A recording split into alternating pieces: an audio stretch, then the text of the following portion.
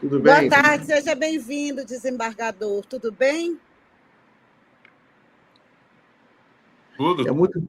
muito bom receber, desembargador. A gente estava comentando aqui como o seu discurso de posse, né, como desembargador no Tribunal de Justiça de Santa Catarina, produziu uma comoção muito grande na comunidade jurídica, né, por ser um discurso muito corajoso, muito bonito, em que você menciona o perigo do fascismo, né? E a gente viveu no Brasil, nos últimos anos, momentos muito tensos, né? Eu cito o 8 de janeiro, por exemplo, né, em que foi destruído lá o STF, o Congresso Nacional, o Palácio do Planalto, né? E a gente tem essa onda reacionária muito forte ainda presente no Brasil, embora que haja uma certa esperança de estar refluindo, né? A gente estava até comentando essa manifestação ontem, em Copacabana, que acabou sendo bem fraca, né? Então, eu queria parabenizar você pelo discurso e fazer uma pergunta, né? Pergunta: o senhor acha que o Brasil ainda está flertando com o fascismo? E qual é o papel do judiciário em evitar isso? Desculpe, Miguel, cortou um pouquinho a sua fala na pergunta. Eu vou repetir a pergunta. O senhor acha que o Brasil continua flertando com o fascismo ou que esse perigo começou a refluir já? Não, eu não vejo não- uma análise, é claro, eu não sou cientista político, né? Mas pela experiência e vivência, eu percebo que esse é um fenômeno mundial, né? Da Europa, da América Latina, da América do Norte, né? Em que existe um passado que insiste em estar presente, né?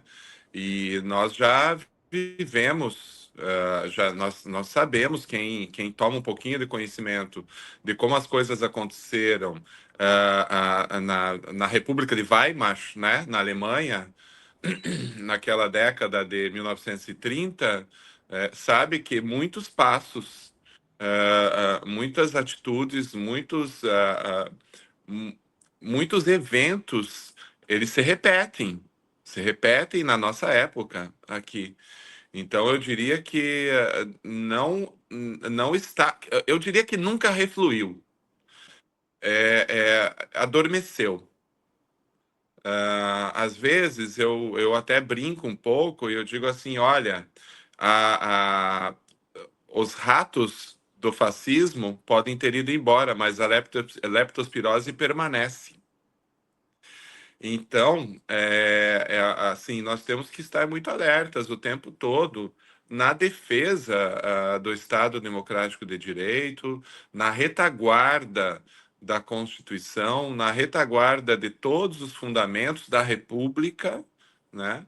Para que as pessoas compreendam que não há outro caminho senão a democracia, senão o Estado Democrático de Direito. E talvez, não sei se isso viria a ser alguma pergunta, mas eu reputo isso muito a falta de conhecimento da história, né? Então, muito me surpreende quando alguém fala em intervenção constitucional militar, né? Intervenção constitucional militar nada mais é do que ditadura militar. E basta olhar um pouquinho o nosso passado recente, como muito bem eu lembrei no meu discurso de posse sobre o filme, né, do Walter Salles, Ainda Estou Aqui, que fez esse sucesso merecido, né, mundialmente, e que levou um pouquinho da nossa história, não só né, trouxe para nós um pouco da nossa história recente, mas levou para o mundo todo a história a nossa história recente da ditadura militar e da terrível, dos terríveis atos de violação aos direitos humanos que nesse período da ditadura militar aconteceram. Então, em síntese, Miguel, eu não vejo como algo que esteja refluindo porque ele nunca deixou de ser forte, apenas estava adormecido esse sentimento do fascismo, né?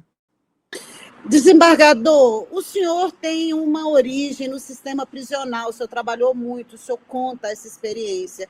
Como que o senhor avalia essa descoberta da extrema-direita de que que existe um sistema prisional, que ele carece de melhorias e que agora eles, pela primeira vez, estão levando em consideração, por exemplo, valores relacionados aos direitos humanos, para, inclusive, defender a anistia de golpistas de 8 de janeiro. Como que o senhor vê esse movimento? Olha, eu posso avaliar assim por experiência de situações que eu já vivenciei. E eu vou dar um exemplo que se repetiu muito ao longo da minha trajetória na execução penal, que foram por cerca de quase 12 anos, quando eu estava no primeiro grau, né? E que eu continuo agora efetivamente próximo a partir de aulas em pós-graduação e tudo mais, os estudos continuam a esse respeito. Mas ali eu tinha um contato direto com a questão prisional, o chão da prisão, as pessoas que estavam presas e os seus familiares. E muito bem. O perfil da população prisional brasileira é um perfil de pessoas vulnerabilizadas e, na sua grande maioria, negras. E isso traz assim um recorte muito forte sobre o racismo estrutural e a necropolítica que tanto se fala, né? O direito penal tem um foco que são os vulnerabilizados de uma forma de, por meio da violência, fazer o controle, né? O controle dessa população. Muitas vezes, não muitas, mas as raras vezes em que um filho de classe média ia preso, por um fato ou outro, por um acidente de trânsito, por tráfico de drogas, de repente estava numa festividade, numa balada, como chamam, com êxtase. Então, acontecia raramente. Não vou dizer que não acontecem os crimes, mas é que o foco da segurança pública não é a classe média, não é a classe rica, é a classe mais vulnerabilizada e periférica, né? Mas, então, quando acontecia isso, eu recebia os pais e eles diziam assim: doutor, o meu filho não é bandido, o meu filho não pode estar lá. Lá não tem um colchão, lá não tem um sabonete, ele está passando dor, ele tem dor e não tem remédio. Então, não é possível, solta o meu filho, solta o nosso filho. E olha, eu falava para esses pais que, lamentavelmente, aquilo era terrível, aquilo a lei não prevê, né, que a pessoa seja cerceada desses bens básicos da vida, né? Mas o Estado, infelizmente, o Estado como um todo é negligente, omisso, né? E às vezes até ativamente abusivo, pratica isso. Então eu falava aos pais que realmente eu ia anotar o nome do seu filho, ia tentar avaliar o que estava acontecendo, mas que aquela era uma realidade de toda a população prisional, de toda a população prisional. E só que havia aquela ideia de que não, o meu filho não é um bandido. Passados uns 4, 5, 6 meses, se eu voltava a encontrar com esses pais olhavam para mim e diziam assim: doutor, tá tudo errado. Todos eles aí passam por essa situação e nenhum deles aí merecia passar pelo que está passando. Então, o que eu quero dizer com isso é que às vezes as pessoas só descobrem o horror e as dores que uma prisão causa quando experimentam isso, alguém da sua família. Mas isso não justifica que essa dor tenha que existir, porque a pessoa é rica, porque a pessoa é da classe média. Não, o respeito à dignidade da pessoa humana transcende a todos, a toda a condição humana, né? Mas eu percebia muito isso de que as pessoas da classe média e a classe rica não tinham noção das violações aos direitos humanos que acontecia dentro do sistema prisional. Então, eu imagino que com essa situação do 8 de janeiro, que foram presas algumas centenas, né, de pessoas, milhares de pessoas, muitos ali tiveram essa experiência pela primeira vez e então enfrentaram a realidade nua e crua do sistema prisional. E eu só espero que todos sejam julgados, né, como vem sendo, né, com imparcialidade e tudo mais. Não me cabe aqui adentrar nessa questão de se cometeram ou não cometeram, porque por uma questão ética eu não posso me manifestar, é um caso subjúdice, mas eu espero que essas pessoas sejam sensibilizadas de que todo o sistema precisa respeitar os direitos humanos, todo o sistema precisa respeitar a dignidade da pessoa humana, que é algo que até hoje o Brasil não compreendeu e a própria população não compreendeu e não assimilou a responsabilidade que nós temos para com as pessoas que estão custodiadas, que são seres humanos que precisam ter um olhar, que afinal eles, por lei, perderam a liberdade de ir e vir. E parou por aí. Não, nenhum outro direito é retirado por lei, né? Mas é mais ou menos isso. Talvez essa descoberta da gravidade do sistema prisional só aconteça para aquelas pessoas que não são o foco do sistema de justiça criminal e da segurança pública, quando eles venham a experimentar uma realidade dessas na sua a pessoa própria ou alguém da sua família, do seu relacionamento. Desembargador, uma outra questão importante que é preciso refletir, eu queria uma reflexão sua, é sobre essa denúncia de que existe uma ditadura judicial no Brasil. É o principal, eu sei que o senhor não pode falar de um processo e tudo, mas é uma questão mais filosófica, né? Sobre o que é a democracia brasileira, o papel do judiciário na solução de conflitos muitas vezes de ordem política, de ordem democrática, né? Mas é uma coisa que é preciso refletir. Eu queria a opinião sua. Você tem comitivas de deputados federais que vão até os Estados Unidos, conversam com parlamentares norte-americanos e tentam denunciar a existência de um estado de exceção no Brasil, de uma ditadura judicial no Brasil. É a linha de defesa de alguns réus. Eu queria saber qual é a reflexão que o senhor faz sobre isso e qual o papel do judiciário na solução desses grandes conflitos. Primeiro que eu penso que todo juiz, né, precisa ter consciência de que suas decisões agradarão alguns e desagradarão outros, né? Então, a crítica é natural, né? É algo comum de acontecer, né? E o inconformismo com uma decisão de um juiz também é algo dentro do nosso processo, devido ao processo legal. O juiz lá toma uma decisão e a pessoa ela não se conforma com aquela decisão, ela pode, através do seu advogado, da Defensoria Pública, recorrer, né? E vai recorrer até as últimas instâncias, aos tribunais de justiça, aos tribunais dos estados, depois ao Superior Tribunal de Justiça, se for o caso, ao Supremo Tribunal Federal, vai seguir todo aquele trâmite, e esse é o devido processo legal. Agora, não, eu não diria essa ideia de ditadura do judiciário, porque, primeiro, que o judiciário não tem armas. O judiciário não é o chefe da polícia e nem do exército, né? Então, não haveria essa possibilidade. Agora, se a gente for falar em retórica, porque seria o judiciário que estaria mandando através de suas decisões. Ora, o Poder Judiciário, os juízes, eles não são eleitos. Não existe uma eleição para a magistratura, para juiz, né? Os juízes fazem concurso, né? E através de uma prova seletiva são aprovados ou não. Claro, os juízes, os ministros do Supremo Tribunal Federal têm uma outra forma de escolha, né, que é através né, da nomeação da presidência da República, com a sabatina do Senado Federal e tudo mais. Mas a magistratura como um todo, a magistratura nacional, é composta por juízes que fizeram concursos e não foram eleitos. Então, de que forma que o juiz vai se legitimar?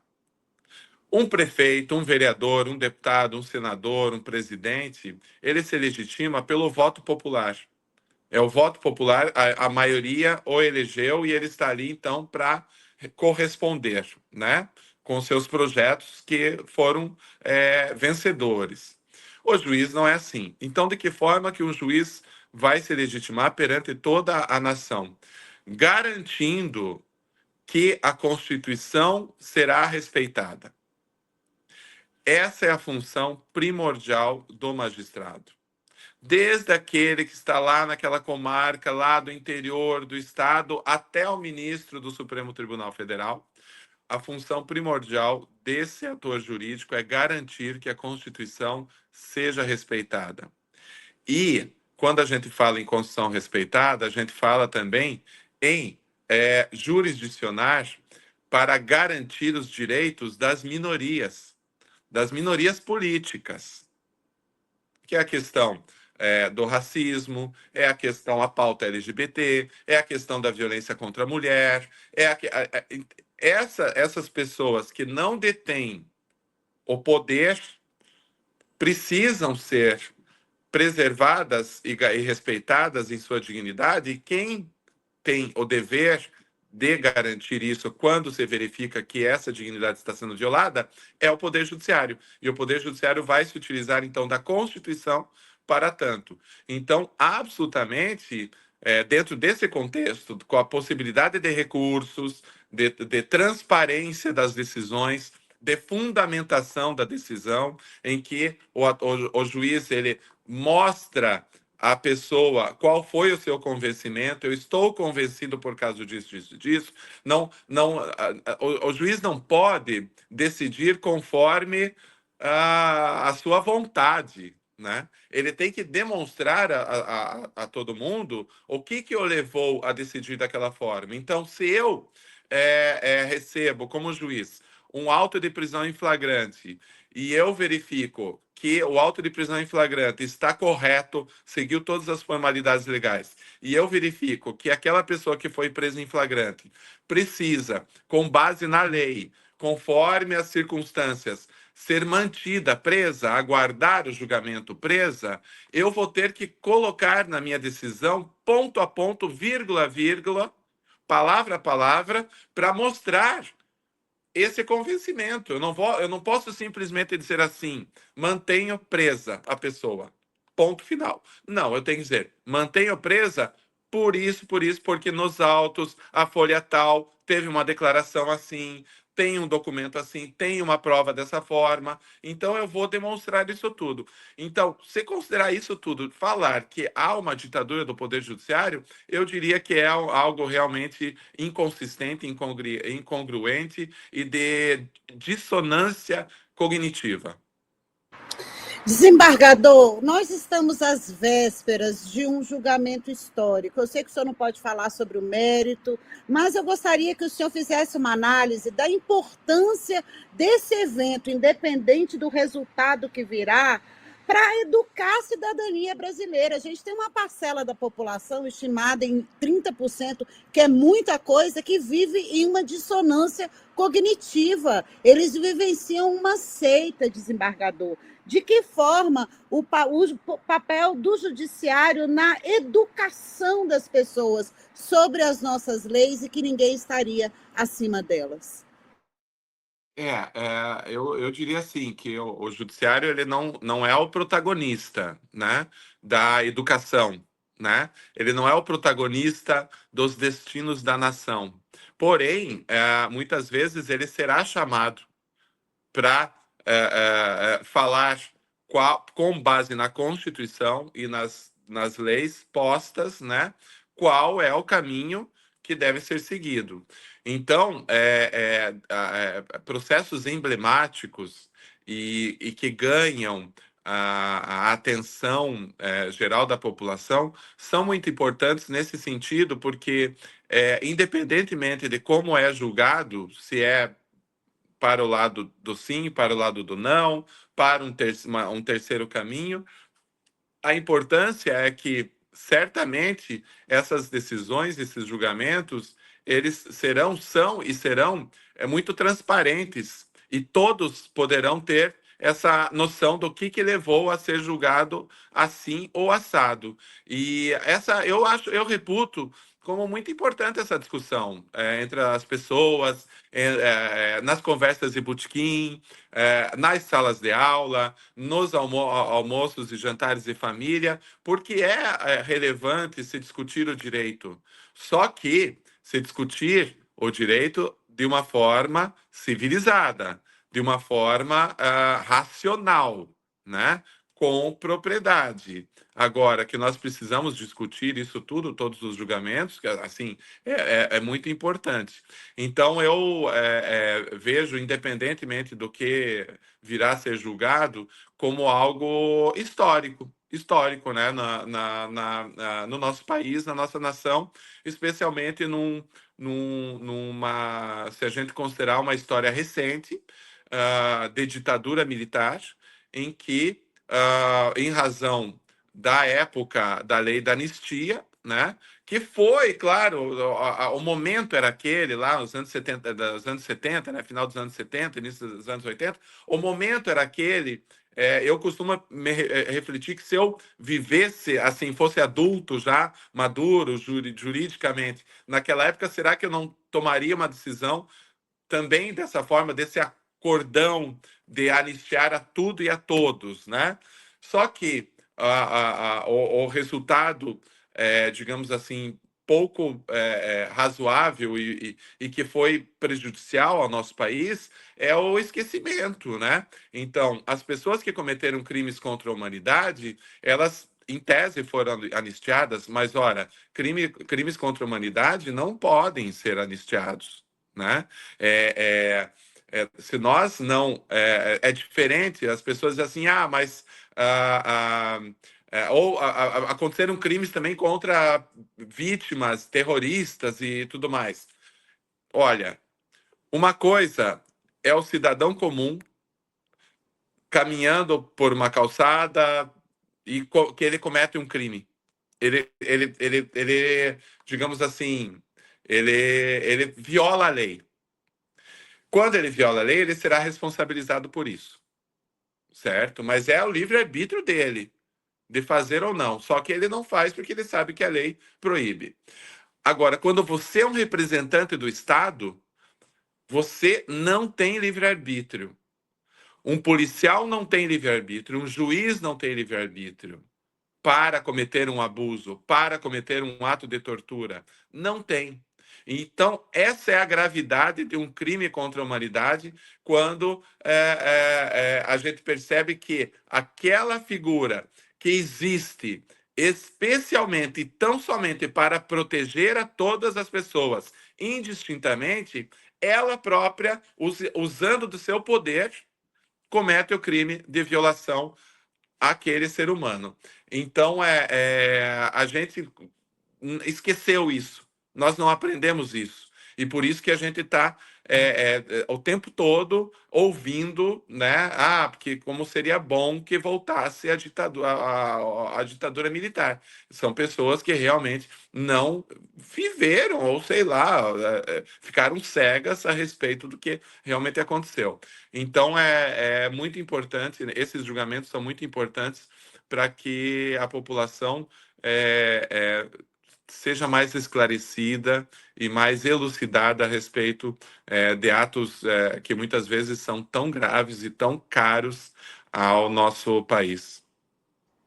Muito bom. Desembargador, uma pergunta sobre a questão de segurança pública, que é um dos grandes problemas nacionais e acaba gerando uma pressão emotiva, né? Uma pressão política, mas na psicologia política da população, pelo endurecimento da polícia militar. Eu moro no Rio de Janeiro. O senhor sabe que Por exemplo, sempre em épocas de eleição, você tem o candidato a governador, ou o governador, ele às vezes promove alguns atos, ele incita a polícia a fazer operações muito violentas, que acabam gerando morte de inocentes, mas, ao mesmo tempo, isso acaba gerando comoção, né? Você tem um setor da sociedade que parece gostar disso, acha que... Como é que o judiciário pode lidar com esses dilemas, essas emoções muito fortes, derivadas de um problema real da população, que é a segurança pública? Qual é o papel do judiciário para calibrar isso? Olha, é muito importante a sua colocação, Miguel.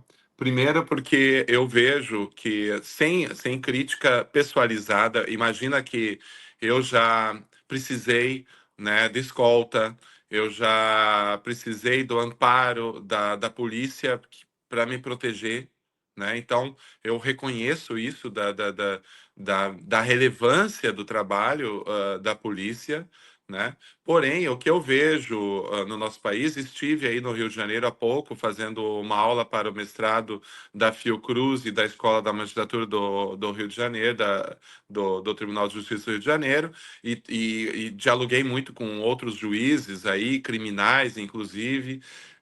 Quer dizer, algum conhecimento. Eu sei que o Rio de Janeiro é muito peculiar, né, no nosso Brasil, mas só muda o CEP, né? Então, sem críticas pessoalizadas, eu diria que, num aspecto assim geral, a segurança pública no nosso país ela tem uma ótica equivocada, né? A polícia, especialmente a polícia militar, ela não é preparada, o policial lá, ele não é preparado para trabalhar no sentido de proteger integralmente o cidadão, proteger integralmente a pessoa, independentemente do que aquela pessoa tenha feito ou tenha deixado de fazer. E ele não é preparado a fazer o uso progressivo da força, né?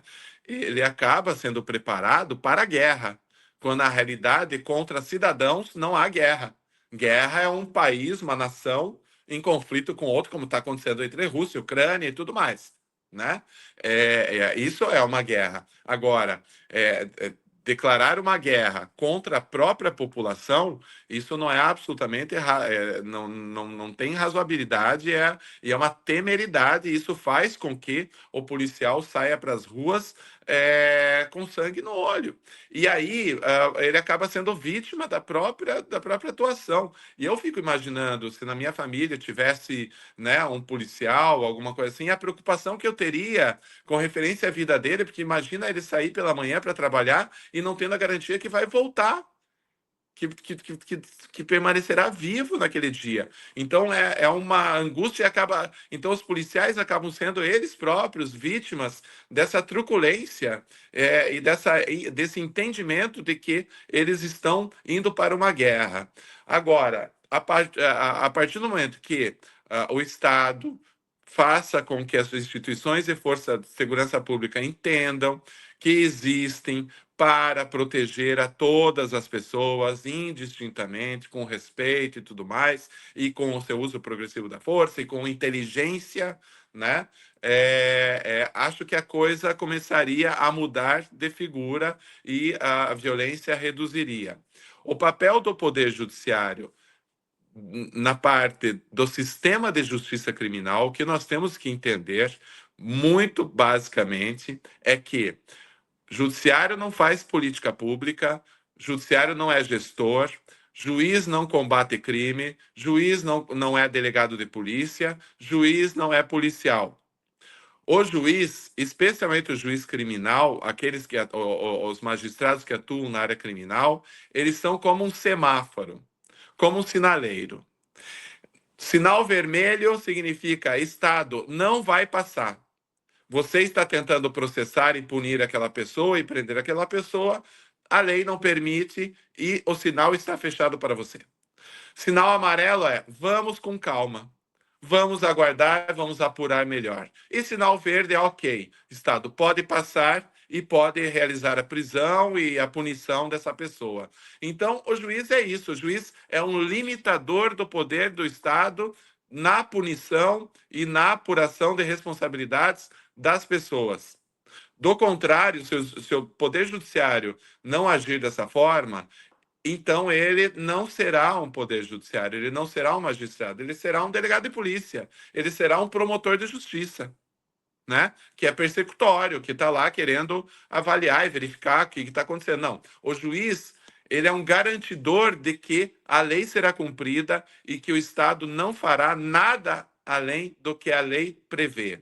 E dentro do sistema de justiça criminal existem alguns pressupostos, como, por exemplo, presunção de inocência, status libertatis, quer dizer, as pessoas podem ficar presas preventivamente, aguardando o julgamento, quando existem elementos que o juiz diz precisa, ou ela pode vir a reincidir, ou ela pode vir a tentar uma fuga, ou ela pode vir a tentar ameaçar uma testemunha. São vários elementos que permitem que o juiz mantenha alguém preso. Mas então, o juiz, perante essa situação de segurança pública, o papel do judiciário é limitar o poder do Estado nessa sanha punitivista que a gente vê quando sobe o morro, quando entra numa favela, a forma como atuam, e o Poder Judiciário tinha que ser mais presente nesse sentido para garantir que a lei seja respeitada em todos os sentidos. Excelente. Desembargador, deixa eu trazer aqui alguns comentários. Olha, o Luiz Carlos Silva diz que João Buque é simplesmente fantástico, atuante. Aplica a lei como tem que ser. Aqui a gente também tem o Ted Boy Romarino, queridíssimo juiz de direito, João Marcos Buque, grande ser humano, grande modelo de servidor do judiciário, sou grande admirador. A Ninfa Samprona, toda casa deveria ter uma constituição em casa, assim como se tem uma Bíblia. A Heloísa Beraldi, professor João Grande. A Maria Helena, que desembargadora excelente, estou adorando a sua fala. E, finalmente, a Andréa Rosário Miranda, parabéns, doutor João, excelente entrevista. Obrigado, nossa. Estou satisfeito. Eu acho que, na realidade, a gente tem que ter franqueza e sinceridade para avaliar as próprias fraquezas, né? E os próprios erros e as próprias dificuldades. A partir do momento em que você transmite, e é o que eu procuro sempre fazer numa comunicação não violenta, é dizer, olha, vamos ser francos e vamos ser maduros e dizer aqui é possível, aqui não é possível, nós temos que mudar, nós temos que agir assim, o assado, e especialmente sempre como foi colocado ali, com a Constituição nas mãos, é a garantia nossa de que a gente seguirá como nação e, quem sabe, a gente dará os saltos éticos que nós tanto necessitamos neste país, né? Desembargador, a gente está terminando a entrevista. O seu discurso de posse causou aí uma comoção muito grande. Como foi a repercussão desse discurso? Aí é só a última pergunta para a gente se despedir. Olha, eu me surpreendi um pouco com a repercussão, mas é claro, eu pensei muito, refleti muito sobre o que eu diria, e eu acho que a repercussão que eu vejo, claro, dentro dos meus círculos, eu costumo dizer dentro das minhas bolhas, né? É tão difícil, né? Mas, assim, no dia a dia, conversando com as pessoas, uma repercussão positiva e que talvez se deve ao fato de eu ter falado com muita franqueza, com muita sinceridade, com muita verdade do que eu sentia. Então eu não queria fazer um discurso de praxe, pro forma. Eu queria dizer realmente o que eu sentia, o que eu sentia diante de toda a minha carreira, de muitos anos, né, como magistrado, diante das dificuldades e das possibilidades e do futuro que a gente pode ter. E eu até encerrei com uma frase lá do Rei Sol, né? Do Luís XIV, que fala ao seu filho: olha, você o futuro tem muitos inimigos, mas você só vai conseguir encarar o futuro quando você capturar o passado, né? E a partir do momento que você capturar o passado, você estará livre. E é isso.